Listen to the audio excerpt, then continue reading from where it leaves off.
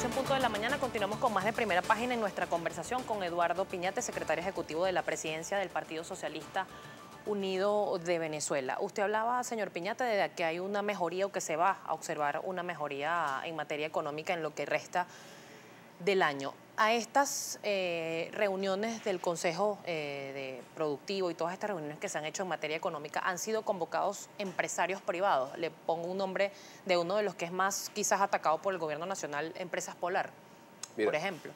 Claro, ahí hay empresarios privados de todo tipo. Yo te decía, hay empresarios privados grandes, medianos y pequeños, nacionales e internacionales, incluso empresas transnacionales. No sé si lo voy a decir, pero lo voy a decir, Ciragón, por ejemplo, que es una transnacional de las nuevas tecnologías, ¿verdad?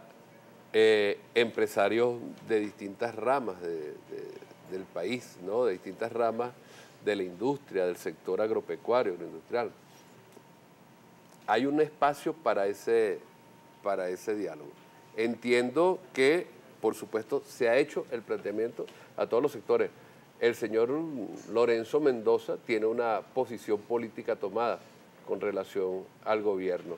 No te sabría en este momento decir si ha participado o no. Creo que en algunos momentos de la discusión ha tenido representación en esas reuniones del Consejo Nacional de Economía Productiva, ¿no? Pero efectivamente el señor Lorenzo Mendoza, como accionista o elemento central fundamental de sus empresas, tiene una posición política tomada con relación al Pero la posición política del gobierno con relación a Empresas Polar también no sería entonces...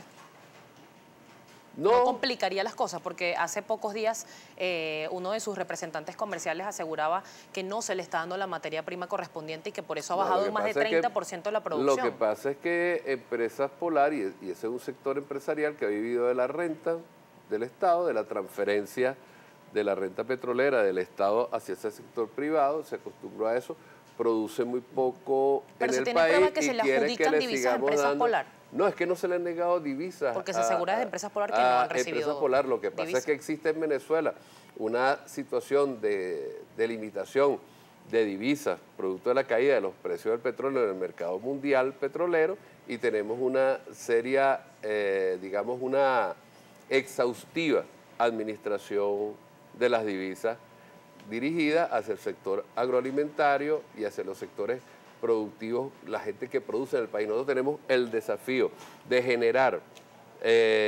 exportaciones no petroleras en el país, con sectores que de verdad produzcan en el país, y por otro lado buscar captar divisas por la vía de sustituir importaciones para ahorrar divisas y captar divisas no petroleras en el país. Entonces, fíjate, no, porque el lío no es las Empresas Polar. La Empresa Polar es un sector, o es una empresa que tiene mucha importancia en lo que tiene que ver con la distribución, sobre todo de productos alimenticios, y ha sido un factor determinante o un factor de mucha importancia en la guerra económica contra el pueblo venezolano. Y ahí hay una posición política tomada que tiene el señor Mendoza. Pero ¿cómo Pero se no permite podemos reducir la relación gobierno-empresario habiendo un espacio donde hay decenas de empresarios de todos los tamaños en el país a un empresario o a una empresa, o a un conglomerado. Se habla de la distribución, que se estaría desviando mercancías hacia otros sitios para implementar el bachaqueo o para aumentar el bachaqueo por parte de Empresas Polar. Pero existe un organismo que se llama el SADA, que es el que supervisa la distribución de alimentos en todo el país. ¿Hay entonces complicidad de estos funcionarios para el desvío de esta mercancía? Precisamente por eso se creó la gran misión de abastecimiento soberano. ¿Y está funcionando? Como una operación cívico-militar de combate a la guerra económica. Eso implica eliminar las distorsiones que tienen que ver, entre otras cosas, con el desvío de productos. Llegan los productos a los puertos y una parte no va hacia donde debe ir, sino que se desvía, qué sé yo, hacia otros países, las islas del Caribe, Colombia, etcétera, etcétera, ¿no? O hacia el mercado especulativo, bachaquero, porque Bolipuertos está a cargo lo que te estoy diciendo, y por eso están tomando medidas drásticas en ese terreno para controlar precisamente eso. Por eso la gran misión Abastecimiento Soberano es una gran misión o es una gran operación cívico-militar y así ha sido definido para derrotar la guerra económica. Ese es el tema central. Y eso nos ha permitido mejorar el abastecimiento por dos vías. Primero, porque ha habido un leve repunte de los precios del petróleo, lo cual nos da una capacidad mayor de importaciones de productos alimenticios, de productos farmacéuticos. Eso nos ha permitido elevar el abastecimiento. Y por otro lado, porque comienza a verse, aun cuando todavía no de manera óptima, también la capacidad productiva agropecuaria del país que comienza a levantarse. Entonces, esos dos elementos nos van a conducir a ir resolviendo el tema. La gran misión de Abastecimiento Soberano tiene metas muy precisas para el 31 de diciembre, es decir, es todo un reto, es todo un desafío que tenemos en función de garantizarle los alimentos y los bienes al pueblo venezolano. Rápidamente, antes de pasar a la participación, señor Piñate, se habla de guerra económica como enemigo interno por parte de empresarios venezolanos y se habla de una baja en los precios del petróleo. ¿Qué se asume como falla del gobierno nacional para llegar al punto de escasez que tenemos en este momento? Que nosotros, yo pudiera decir que en 17 años nosotros no logramos transformar el modelo que heredamos de la Cuarta República, que fue el modelo rentista petrolero. Eso no quiere decir, nosotros tenemos un desafío que es superar el rentismo, el modelo rentista que heredamos y generar una economía productiva socialista en el país. Ese es el gran desafío estratégico. Se tuvo que tocar fondo para tener esa visión. Que tiene la revolución bolivariana. Yo creo que se hizo evidente algo que se sabía, que ya era evidente, que fue el agotamiento de ese modelo económico, y eso se hizo más que evidente con la caída no solo abrupta, sino prolongada de los precios del petróleo. Señor Piñate, hay participación a través de nuestra cuenta en Twitter, @primerapágina. Muchas preguntas para usted que se las presenta Gabriel López. Efectivamente, señor Piñate, un gusto que esté con nosotros la mañana de hoy acá en Globovisión en Primera Página. Vamos a iniciar el recorrido por los comentarios de la audiencia con el usuario José Fran 208. Le pregunta, ¿cómo cree el invitado de la burla del presidente Nicolás Maduro con la dieta de Maduro lo va a interpretar el pueblo como un chiste? Realmente la dieta de Maduro no existe. Yo diría que existe la dieta de Mendoza, el jefe de la Polar. No es un chiste, es algo muy serio, es algo que tiene que ver con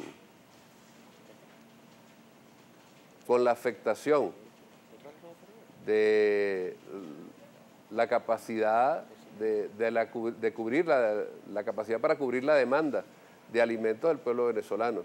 Yo diría que si vamos a simbolizar en un nombre esa dieta o el desabastecimiento que existe, es precisamente con el nombre de la dieta de Mendoza, no la dieta de Maduro. Seguimos revisando porque es mucha la participación. Señor Piñate, le vamos a solicitar, por favor, respuestas bastante precisas para de esta forma darle la mayor cabida a la participación de la audiencia. Rodolfo Rivero le pregunta, Piñate, dices que la oposición no conoce la situación del país. ¿Usted la conoce? ¿Podría señalarla y nombrar a los responsables? Claro que conozco la situación del país. He vivido en este país todos los años que tengo de vida. Lo he recorrido de arriba a abajo. Nosotros hemos estado transformando a este país de una manera muy importante en estos 17 años. Entonces hay contradicciones que tenemos producto de que nosotros estamos haciendo una revolución. Nosotros no estamos defendiendo un gobiernito. Nosotros estamos instalando en el país un proyecto distinto, radicalmente distinto al existente acá y en buena parte del mundo. Y por eso la virulencia de la confrontación política desde los factores de la contrarrevolución mundial y nacional contra la revolución bolivariana. Roque Juan Peñalver le plantea lo siguiente. ¿Por qué a las reuniones del Consejo de Economía Productiva no invitan a Lorenzo Mendoza, presidente de Empresas Polar? Yo no puedo dar fe en este momento si lo han invitado o no. Seguimos revisando comentarios. Julio Romero dice lo siguiente. Ustedes hablan de diálogo, ¿y el pueblo qué? El referéndum revocatorio es el mejor diálogo porque es constitucional y el pueblo es el que habla. Está bien que cumplan con los requisitos que establece la Constitución, los reglamentos del CNE. Nosotros lo que hemos dicho es que en las condiciones actuales con las que ellos iniciaron el proceso para tratar de activar el referéndum revocatorio, nos dan los lapsos para este año. Vamos a finalizar los comentarios de la audiencia, señor Piñate, con este que escribe Luis Maestre, y dice lo siguiente: ¿qué opina el entrevistado del campamento chavista en Carpas en la cumbre de los no alineados?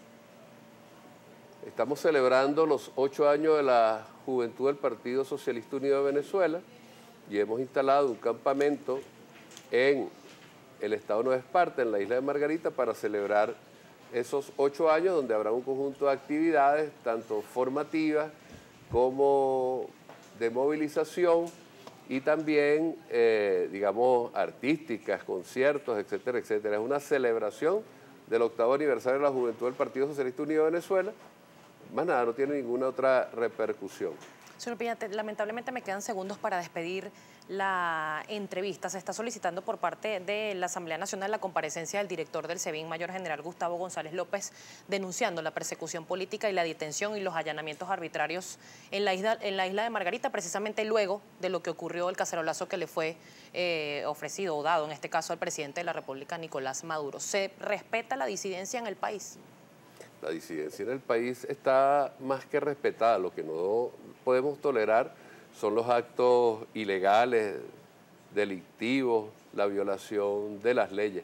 Con relación a la Asamblea Nacional... Pero cacerolear es un acto delictivo. La Asamblea Nacional, no es que nadie está preso por cacerolear, está preso alguien, un ciudadano, por legitimación de capitales. ¿Ok?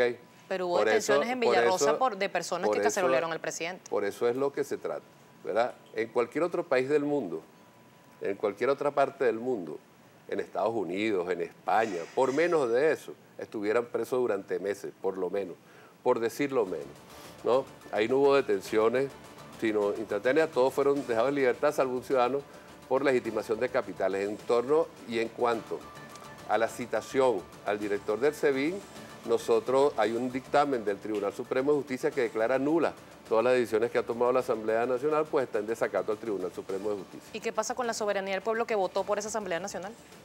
Están en desacato.